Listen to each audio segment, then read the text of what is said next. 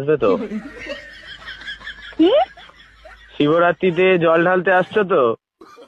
কোথায়? শিবের মাথায়। কেন?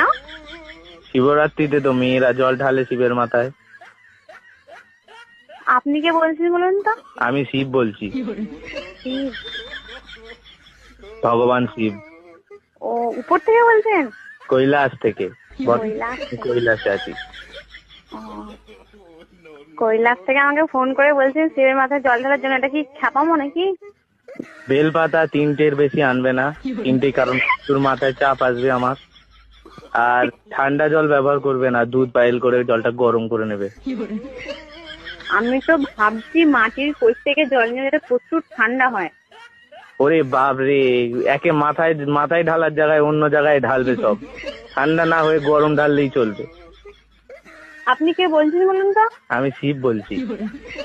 রং নাম্বার। What wrong? শিব বলে কি ইংলিশ জানে না নাকি?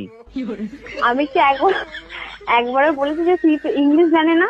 আর শিব শিব শিব শিব নাম ধরে কথা বলার হিম্মত কে দিয়েছে?